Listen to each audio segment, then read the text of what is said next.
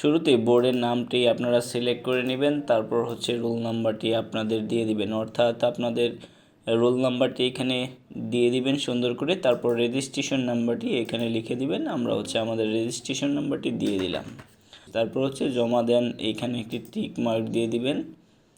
Tick mark দিয়ে দিলে তারপর হচ্ছে আপনাদের সরাসরি এইভাবে একটি নাম্বার চলে আসবে, যে কোন নাম্বারে আপনারা কনফার্মেশনের জন্য কোন নাম্বারটি দিবেন সেই নাম্বারটি এখানে চলে আসবে। তারপর হচ্ছে আপনারা এইখানে আপনাদের মোবাইল নাম্বারটি দিয়ে দিবেন। তার আগে বলে নিই, এই নাম্বারটি অবশ্যই সচল নাম্বার দিবেন, কারণ সকল ধরনের ইনফরমেশন অর্থাৎ কারো যদি রেজাল্ট চেঞ্জ হয় অথবা পেমেন্টের রেজাল্ট এই নাম্বারে চলে আসবে।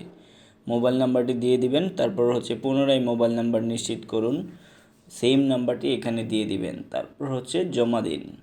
ফেল করলেও সব কিছু দেখাবে। তারপর হচ্ছে আপনারা জাস্ট হচ্ছে এখানে সিলেক্ট করে দিবেন কোনো সাবজেক্ট, যেখানে 2টি পত্র রয়েছে আপনারা যদি অ্যাপ্লাই করেন তাহলে হচ্ছে 2টি পত্রের জন্য টোটাল 300 টাকা, অর্থাৎ পার সাবজেক্টের জন্য 150 টাকা করে আপনাদের আবেদন ফি করা হবে। এই যে হচ্ছে তারপর হচ্ছে আপনারা নির্বাচন করে দিন।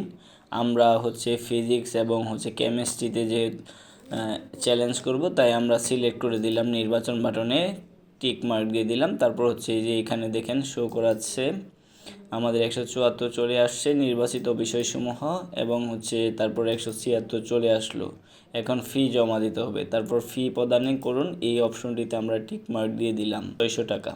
তারপর জমা দিনে ক্লিক করলে এখানে লেখা রয়েছে বিকাশ নগদ সোনালী সেবা, অর্থাৎ টেলিটকের মাধ্যমে আপনারা পেমেন্ট করতে পারেন। সো আমরা দেখাবো বিকাশে কীভাবে আপনারা হচ্ছে পেমেন্ট করবেন।